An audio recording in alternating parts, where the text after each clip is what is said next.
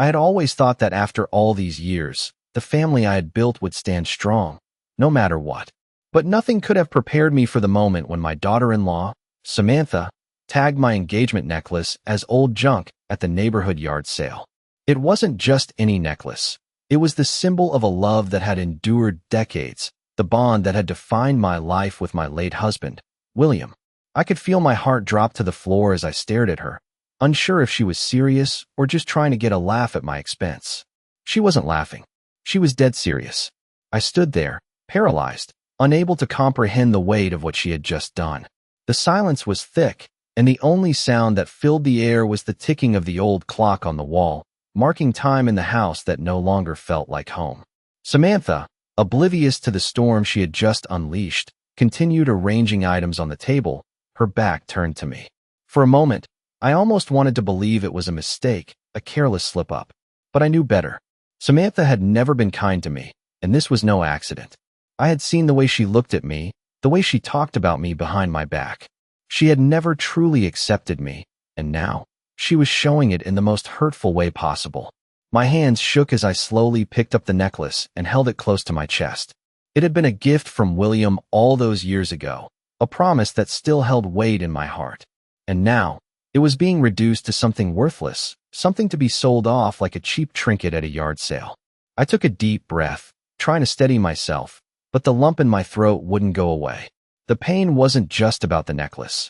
It was about the years of disrespect, the endless emotional distance that had grown between us.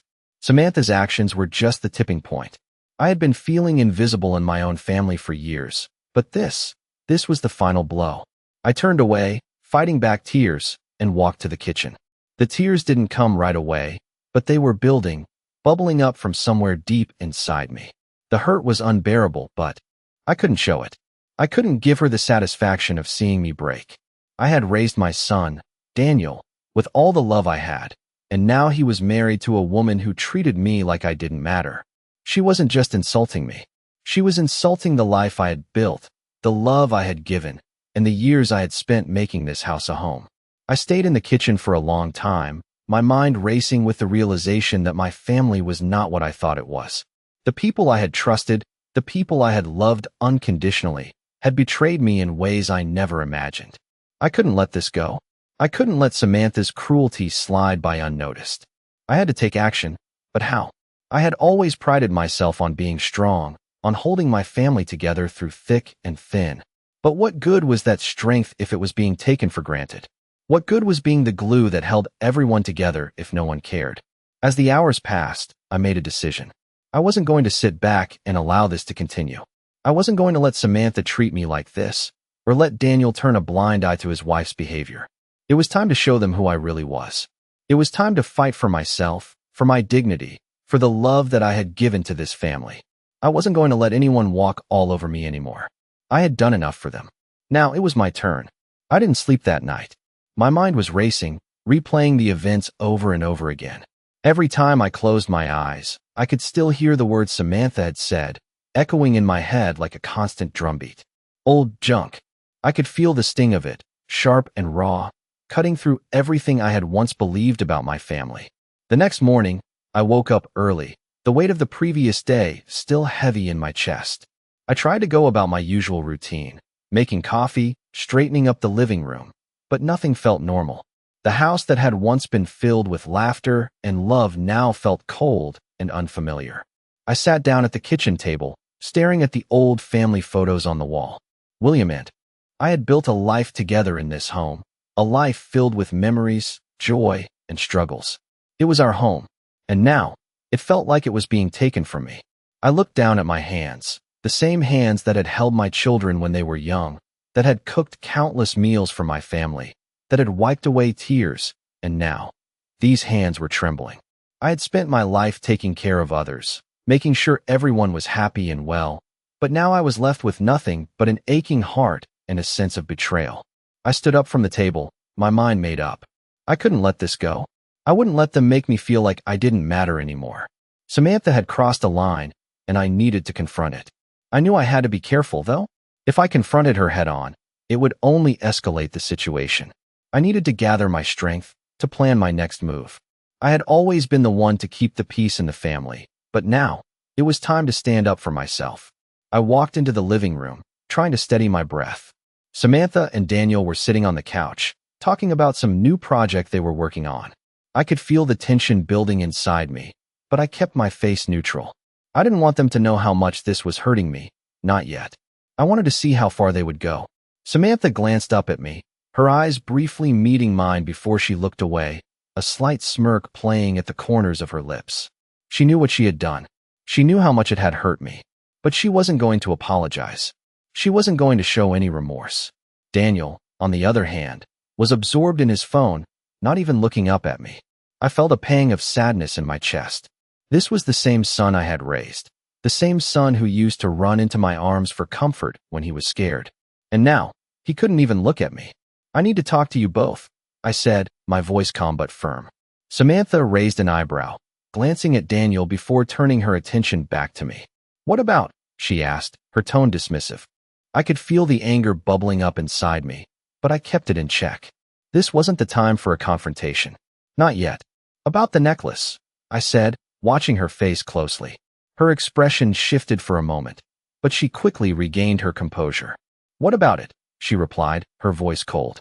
"It was tagged at the yard sale yesterday. You called it old junk," I said, every word carefully measured. Samantha shrugged, as if the words didn't matter. "It's just a necklace, Martha. You can't expect to hold on to things forever." "That necklace was a gift from William," I said, keeping my voice steady. "It's more than just a piece of jewelry. It's a memory, and you have no right to treat it like that." Samantha's eyes narrowed. "You're being dramatic. It's just stuff, Martha. You should let go of the past." I could feel my blood pressure rising, but I didn't let it show. I knew exactly what she was doing. She was trying to belittle me, to make me feel small, like I didn't have a right to be upset. But she was wrong. I had a right to my feelings. I had a right to stand up for myself. I took a deep breath and let it out slowly. "You may not care about the past, but I do. And I'm not going to let you or anyone else treat me like I don't matter." I turned and walked out of the room, not waiting for their response.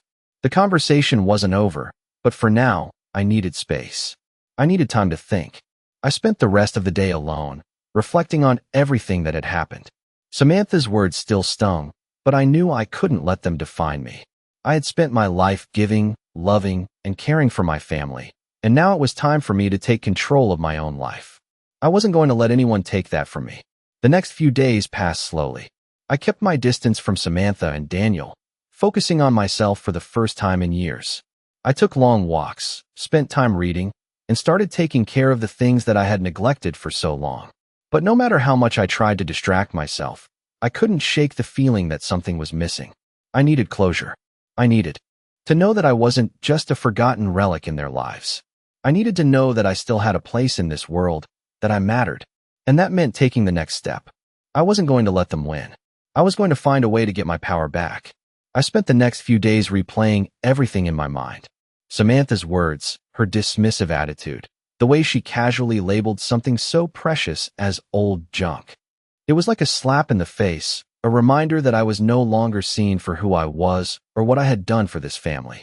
Every time I walked through the house, I felt the emptiness echoing through the halls, the space where love and warmth used to be, now replaced by tension and silence. I avoided Samantha and Daniel as much as I could, retreating into my own world, trying to gather my thoughts. But it wasn't just the necklace that hurt. It was everything. The years of subtle neglect, the constant feeling of being ignored or dismissed. I was always the one who made the effort to keep the family together, to make sure everything was running smoothly. But now, it felt like none of it mattered. They no longer saw me as the woman who had given so much to this family. They saw me as a burden, something to be pushed aside. It wasn't just Samantha's comment at the yard sale. It was the years of being left out, the way Daniel no longer called as often, the way Samantha always found an excuse not to visit. I had given so much, but now it seemed like none of it mattered. I couldn't let this go. I wasn't going to let them treat me like I was invisible. They had no idea how much their actions had affected me, how much I had been silently suffering all this time. But I wasn't going to suffer in silence anymore. I had spent too long doing that. I was going to take control of my own life, take back the respect I deserved. It wasn't going to be easy. I knew that. But I wasn't afraid anymore. The next time Samantha and Daniel walked into my house, I would be ready. I would make it clear that I wouldn't tolerate being treated this way any longer. I had spent years building this family, and I wasn't going to let it crumble just because they had decided I was no longer useful to them. I didn't know exactly what I would say yet, but I knew I would find the right words. I would make them understand that I was more than just the woman who cooked their meals and took care of their needs. I was more than just a mother, a grandmother. I was a person with my own life, my own dignity. And it was time they realized that. Over the next few days, I began to take action. I started by taking a long walk through the neighborhood. The air was crisp, the leaves on the trees turning shades of red and orange as autumn settled in. It was a beautiful day, but the beauty of it felt lost on me. I couldn't shake the feeling that I was losing something, that I had already lost so much. But as I walked, I began to realize something. I had spent my life looking out for everyone else. I had been the glue that held everything together. But now, it was time to look out for myself. It was time to stop putting everyone else's needs before my own. I didn't know them anything. I had given enough. I had raised my son. I had loved my husband. I had kept this family together. And now it was time for me to stand up for myself. That night, after dinner, I called Samantha and Daniel into the living room. I had been waiting for this moment, waiting for the right time to make them understand. Samantha sat down on the couch, her usual smug expression on her face. Daniel followed, sitting next to her, his eyes glued to his phone. I could feel my heart racing, but I forced myself to stay calm. I couldn't let them see how much this had hurt me. I need to talk to you both, I said, my voice steady. About the necklace. About everything. Samantha looked up, her expression unreadable. What about it? She asked, her tone cold. I took a deep breath, trying to keep my composure. You think I don't know what's going on, but I do. I see how you've been treating me, how you've been treating this family. I've spent my whole life making sure everyone else was taken care of, but you've made it clear that I don't matter anymore. Samantha shifted uncomfortably, but she didn't say anything. Daniel glanced up briefly, then went back to scrolling through his phone.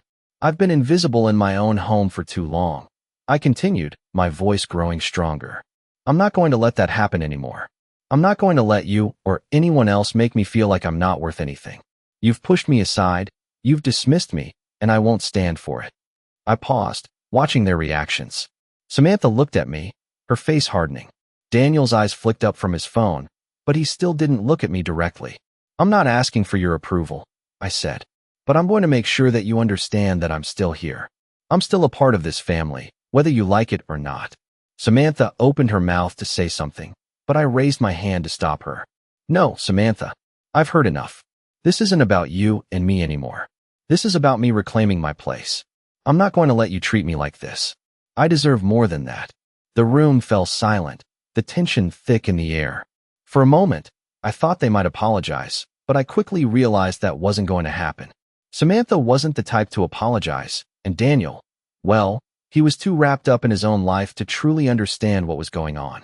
But that didn't matter. I had said my piece. I had stood up for myself. And that was all that mattered. I spent the next few days going over everything that had happened, trying to make sense of it all. The conversation with Samantha and Daniel had left me feeling drained but oddly empowered.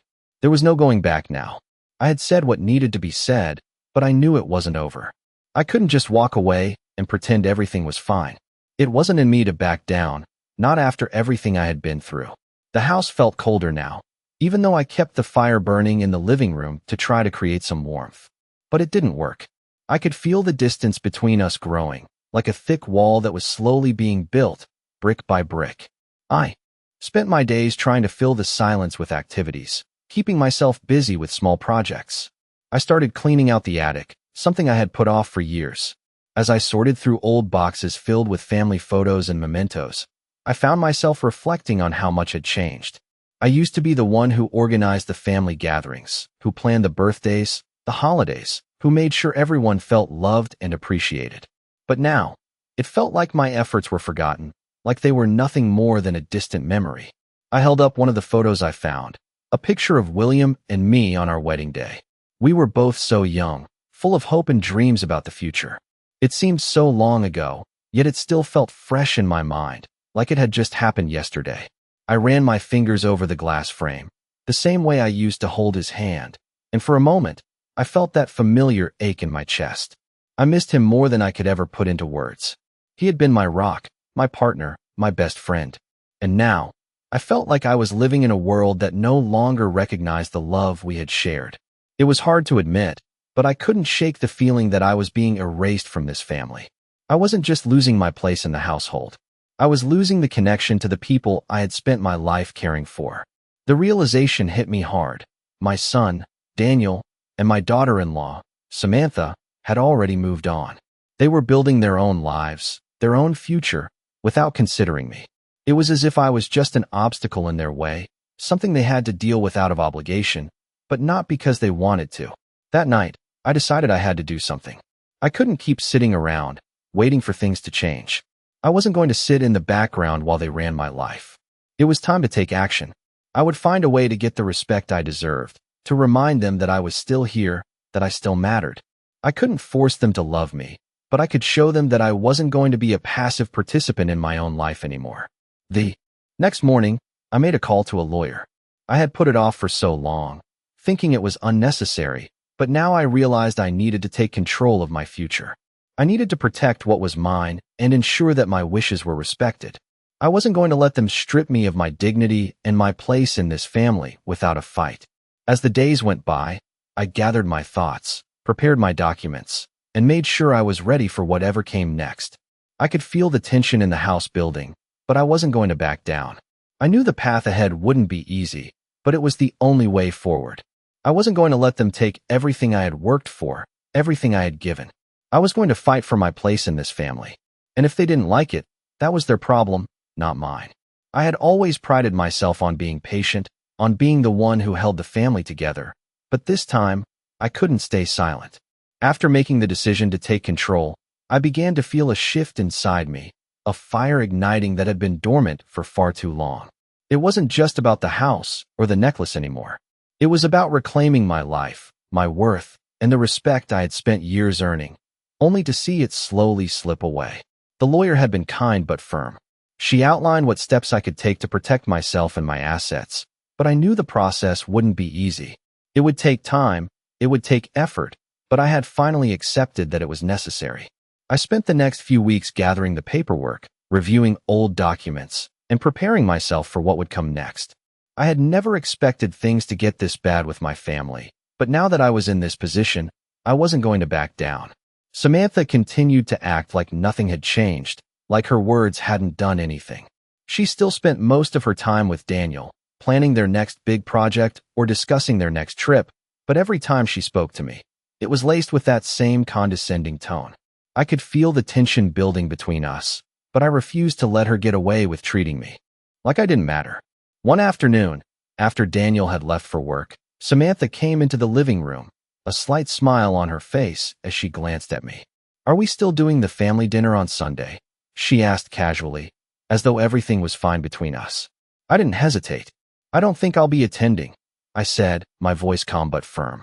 She raised an eyebrow, clearly taken aback. "Why not? You're always there. Is everything okay?" I could feel her trying to hide the real reason she asked, but I wasn't going to let her manipulate me anymore. "Everything's fine," I replied, "but I've decided I don't need to keep pretending that nothing's wrong." Her face faltered for a moment before she quickly regained her composure. "What do you mean by that?" she asked, but I could see the uncertainty in her eyes. "What I mean," I said, standing up and looking her directly in the eyes, "is that I won't keep allowing you to treat me like I don't matter. I've spent my whole life putting everyone else first, making sure everyone else was happy, but I'm done with that." She opened her mouth to respond, but I held up my hand. "I've been ignored, belittled, and dismissed for far too long, and I'm not going to keep accepting it. I'm going to make sure you understand that I deserve respect, just like anyone else in this family." Samantha's expression hardened. She clearly didn't expect this confrontation. For a moment, she looked as if she was going to say something cutting, but she stayed quiet instead. I could see the shift in her demeanor, the way her facade cracked just for a moment, but it was enough. She had never seen me like this before. "You can't just expect me to act like nothing happened," I continued, my voice steady. "You've made it clear how you feel about me, and I'm not going to pretend it doesn't hurt." Samantha didn't say anything at first. She just stood there, her arms crossed, glaring at me. I could feel the weight of the silence hanging in the air, thick and uncomfortable. But I wasn't backing down. "You need to understand something, Samantha," I said, taking a step closer to her. "I'm not asking for your approval. I'm not begging for your love. What I'm demanding is basic respect. And if you can't give that, then I'm done." The tension was so thick now that I thought I could cut it with a knife. Samantha opened her mouth, but I didn't let her speak. "I know you think I'm weak. You probably think I'll just accept whatever you throw at me, but you're wrong. I've spent my whole life taking care of everyone else, but now I'm taking care of me. And if that means making you uncomfortable, so be it." Samantha took a deep breath, her gaze flickering between me and the floor. For a brief moment, she seemed almost uncertain. But then, just as quickly as it appeared, the cold, dismissive expression returned. "I don't know what you want from me," she muttered, clearly annoyed. "I just want you to stop acting like everything's fine when it's not," I said, my voice unwavering. "And I'm not going to sit here and pretend anymore." With that, I turned and walked out of the room, leaving her standing there, fuming. I could feel my heart pounding in my chest, but I wasn't scared. For the first time in a long time, I felt like I was finally taking control of my life. I wasn't going to let anyone push me around anymore. The days that followed were tense. Samantha and Daniel seemed to avoid me as much as they could, but I didn't care. I was no longer interested in trying to please them. I had made my decision, and now it was time to follow through. One morning, as I sat at the kitchen table, I got a call from my lawyer. She had the final details of the paperwork ready, and it was time to move forward. I felt a surge of relief wash over me. This was it. This was the moment I had been preparing for. It wasn't just about the necklace or the house anymore. It was about me, about reclaiming my voice, about ensuring that I would never again be made to feel like I didn't matter. I was ready to take the next step, and nothing was going to stop me. I woke up early the next morning, the air still cool with the remnants of last night's autumn chill. The house was quiet, too quiet. I had spent the last few days mentally preparing for what was to come, knowing that this was the point of no return. I had taken steps to protect myself, steps I never thought I would need to take. But here I was. I had waited so long for someone to notice, for someone to see the years of sacrifice, the countless hours spent trying to keep everything in order. And now, I was done waiting. I had already taken the first step. The lawyer had sent the paperwork to the house yesterday, and I had signed it. Now, I was just waiting for the next part of the process to unfold. But I knew that the real battle was still ahead. As I sipped my coffee at the kitchen table, I tried to steady my nerves. The silence in the house was almost suffocating. It had been weeks since the last real conversation with Samantha and Daniel, and the cold distance between us had only grown. I had stopped pretending. I had stopped trying to make everything perfect. And yet, the longer I sat in the quiet, the more I realized that what was coming next wasn't going to be easy. There was no going back now. There was no more pretending. Samantha and Daniel were going to find out soon enough that I wasn't going to let them continue treating me like a doormat. I wasn't going to let them push me aside. The doorbell rang, interrupting my thoughts. It was the lawyer's assistant, bringing the final documents that would finalize everything. I signed them with a sense of finality, feeling the weight of the decision settling in. As the assistant left, I sat back down at the table, my mind racing. What now? The papers were signed, but the real change was going to take place in the way I started living my life. I wasn't going to let Samantha's treatment of me define me anymore. I wasn't going to let Daniel's indifference to my feelings go unchallenged. I had spent years silently watching as my family drifted away, as my role in their lives diminished. But I wasn't going to let that happen any longer. As the day went on, I made a plan. I knew that confronting Samantha and Daniel would be difficult, but it was necessary. I had to make them see that I was more than just a passive observer in my own life. I wasn't going to let them control the narrative anymore. I spent the evening thinking through what I would say. There was no need for harsh words or raised voices. I just needed to stand firm, to show them that I had taken control of my own life and that I would not let them undermine me anymore. When the time came, I called them into the living room. Samantha walked in first, followed by Daniel. They both seemed a little surprised, as though they weren't sure what to expect. I didn't waste any time. "I've signed the paperwork," I said, my voice calm but firm. "I've made my decision, and I want you both to understand that I'm not going to tolerate the way I've been treated anymore." Samantha raised an eyebrow, clearly confused. "What are you talking about?" she asked.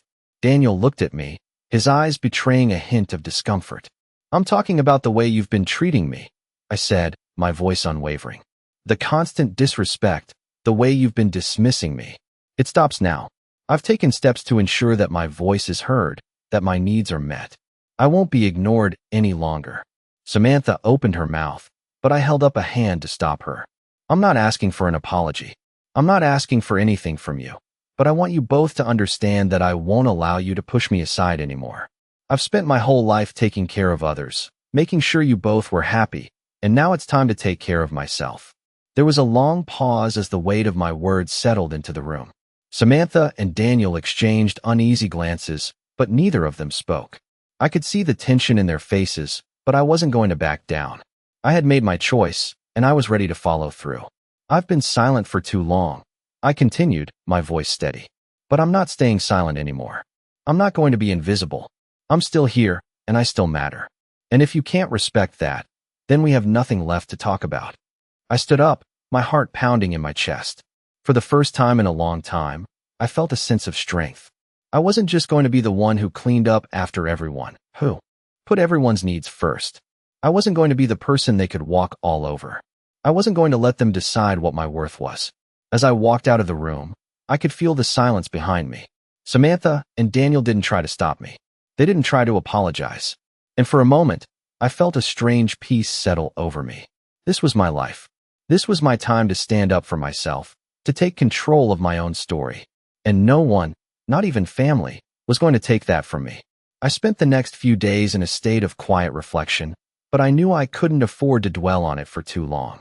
The decision had been made. I had spoken my truth, and the paperwork had been signed. It wasn't just about protecting my assets anymore. It was about reclaiming my dignity, about showing my family that I was still here, that I had a voice that would no longer be ignored. Samantha and Daniel's silence after our last conversation was telling. It wasn't the apology I had secretly hoped for, but it was something else, a realization that I wasn't going to be pushed aside anymore. For the first time in a long time, I felt a sense of control. I had always been the one who took care of everyone, always the one who held the family together. But I was done. I was done being the one who quietly accepted everything, done being the one who smoothed over the cracks in our relationships. I had to focus on what came next. The weeks went by, and the tension in the house remained. Samantha still spent most of her time avoiding me, and Daniel seemed unsure of how to approach me. The dinners were still awkward, the conversation stilted, but I didn't care anymore. I had made my stance clear. I wasn't going to beg for their attention or approval. I was going to live my life on my terms. One evening, as I sat at the table reading a book, the doorbell rang. It was a rare occurrence that someone outside of the family would come by, but I wasn't expecting any visitors. I opened the door to find my neighbor, Mrs. Lawson, standing there with a warm smile. "Good evening, Martha. I was wondering if you might be interested in joining us for dinner tomorrow night. It's been a while since we've seen each other." Her invitation was kind, and it struck me in a way I hadn't anticipated. I hadn't realized how isolated I had become, how the silence in my house had slowly eaten away at me. I smiled and agreed to join her, feeling a warmth in my chest at the thought of spending time with someone who didn't expect anything from me, someone who simply enjoyed my company. The next evening, I found myself at Mrs. Lawson's cozy dining room, surrounded by the familiar smell of home-cooked food. It was a stark contrast to the cold atmosphere I had been living in. There was laughter and conversation, and for the first time in weeks, I felt like I was part of something, like I mattered. Mrs. Lawson and I spoke about old times, about our families, and for a moment, I forgot about the tension in my own home. I realized then that I had been so focused on my family's rejection that I had forgotten how to embrace the small joys of life, the kind that didn't come with strings attached. When I returned home that night, I felt lighter, as though a small burden had been lifted. It wasn't a huge change, but it was enough to remind me that life could still hold moments of warmth, even if my family wasn't providing it. Over the next few days, I continued to focus on myself. I took up new hobbies, spent more time with neighbors and friends, and even started planning a small trip for myself. The idea of stepping away from the constant tension at home, of rediscovering parts of myself that had been buried for years, was both liberating and terrifying. But I knew it was necessary. I wasn't going to wait around for Samantha or Daniel to realize what they had done. I wasn't going to waste my time hoping for apologies that may never come.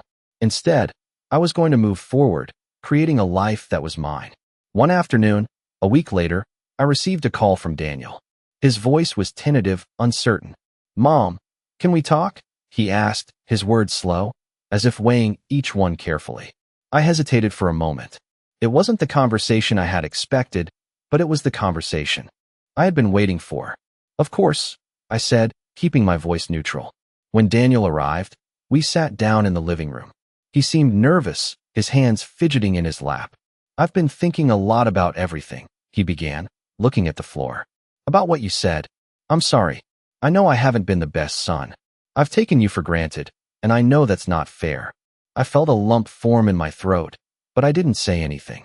I needed to let him speak. "Samantha and we've been caught up in our own world, but that's no excuse for how we've treated you. I realize now how much I've distanced myself from you, and I regret it." The sincerity in his voice was undeniable.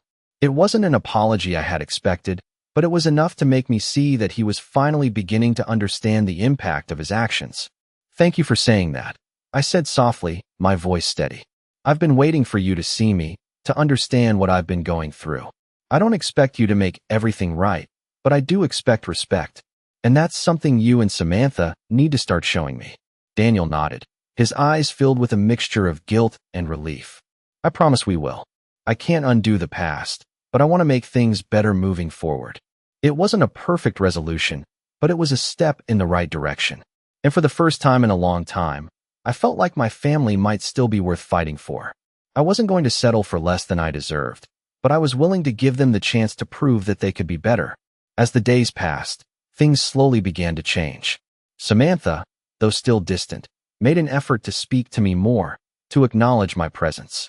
Daniel continued to reach out, and although we still had a long way to go, the air between us wasn't as heavy as it had been.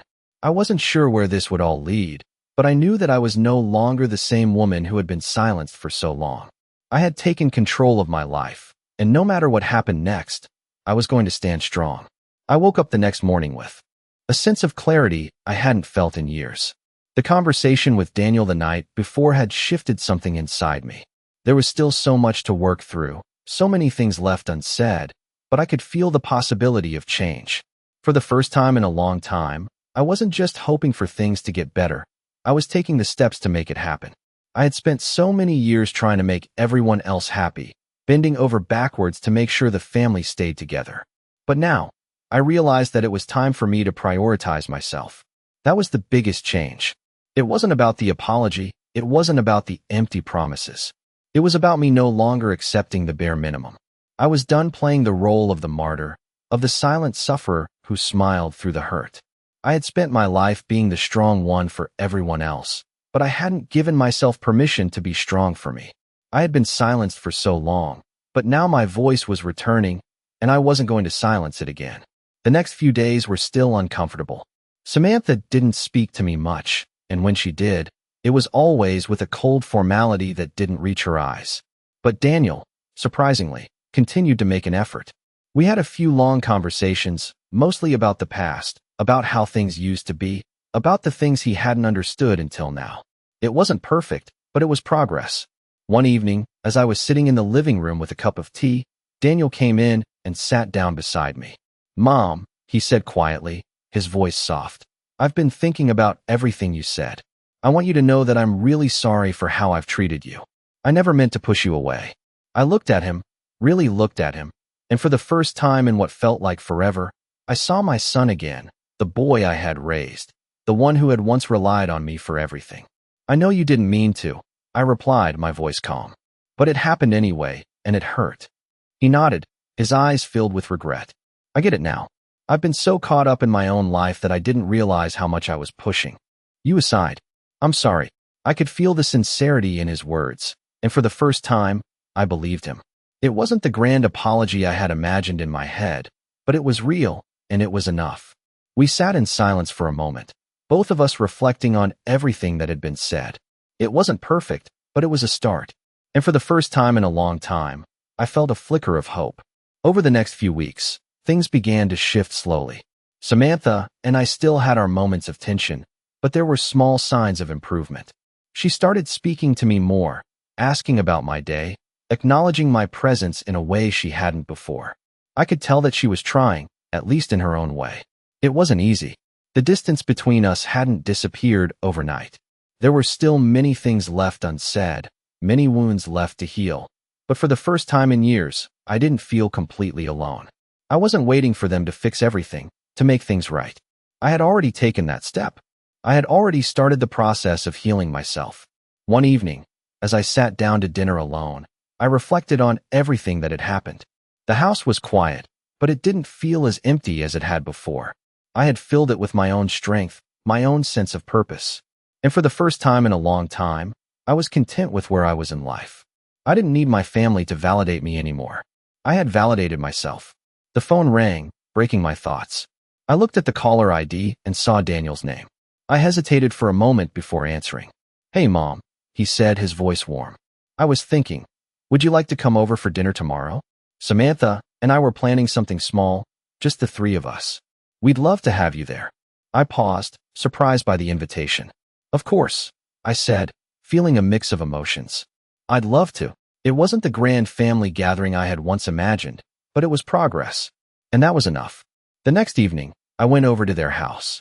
The atmosphere was still a little awkward, but it was different.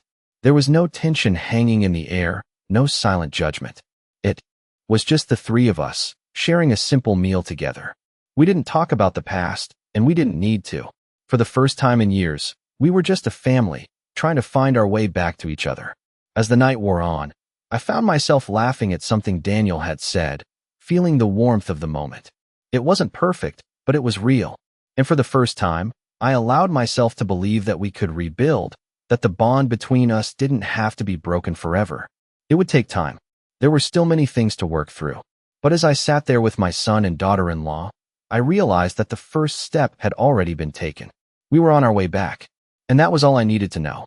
I stood in the kitchen the next morning, staring out the window as the sun began to rise. The warmth of the light filled the room, but it didn't seem to reach the emptiness I felt inside. The events of the past few weeks played in my mind like a series of scenes from a movie, one I had been a part of, but had never truly been able to control. Yet, something had shifted. The silence between us had started to fade, but the real challenge was still ahead. The family I had once known was changing, and I had to adapt. I wasn't sure what the future held, but I was no longer the same person I was before. I had finally stood up for myself, and that had given me a sense of power I hadn't felt in years. As I made my coffee, I thought about the dinner the other night. It had been a small, quiet gathering, but it felt like a victory. Samantha and Daniel had made an effort. We had shared a meal without the tension that once hung over us, and for the first time in a long time, I felt like we had a chance. It wasn't perfect, but it was progress. I couldn't deny that the road ahead would still be bumpy. There were still so many things we needed to talk about, so many unspoken words between us.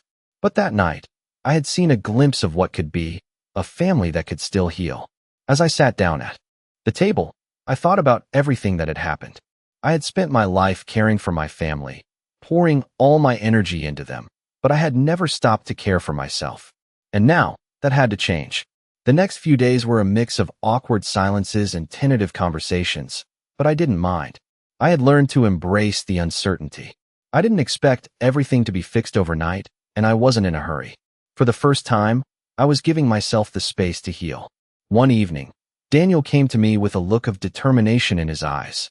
"Mom, I know we still have a lot to work through, but I want you to know that I'm really trying. I don't want to lose you again," he said, his voice filled with sincerity. It wasn't the apology I had once imagined, but it was a start. "I'm proud of you for saying that," I replied, my voice steady. "But you need to understand that I can't keep pretending everything is fine. We both need to put in the effort, or nothing will change." Daniel nodded, and for a moment, we sat in silence, the weight of the conversation settling in the air. He reached for my hand, and I let him, feeling the warmth of the connection. It wasn't the perfect reunion I had once dreamed of, but it was real. The next few weeks were a slow, but steady, rebuilding process. Samantha and Daniel continued to make small gestures of kindness, and though we still had our moments of tension, I began to feel like we were moving in the right direction. It wasn't easy. There were times when I felt like giving up, when the old hurts resurfaced, but I knew I couldn't let them control me anymore. I had learned the hard way that I had to take care of myself first, to put my own needs above everyone else's. And that was the biggest lesson I had learned. I wasn't going to be a doormat anymore. I wasn't going to allow myself to be pushed aside. I wasn't going to live in the shadows of my family's expectations. I was going to live for myself. One day, as I walked through the neighborhood, I passed by Mrs. Lawson's house again. She waved from her porch, and I smiled, feeling a sense of peace. I had learned to appreciate the simple moments, the moments that didn't come with baggage or expectations. They were the moments that kept me grounded, that reminded me of who I really was. The family I had once known was no longer the same, but I had come to accept that. I had built my life around the idea of being a caregiver, but I had neglected the most important thing, myself. And now, I was finally learning to take care of myself. It wasn't easy, and it wasn't always comfortable, but it was necessary. I wasn't waiting for anyone's approval anymore. I wasn't waiting for anyone to make things right. I was making things right for myself. As I walked back to my house, I felt a sense of calm wash over me. I knew the journey wasn't over. I knew there would still be challenges, still be moments of doubt and frustration, but I had taken the first step. I had made my peace with the past, and I was ready to face whatever came next. For the first time in years, I felt free. And that was enough.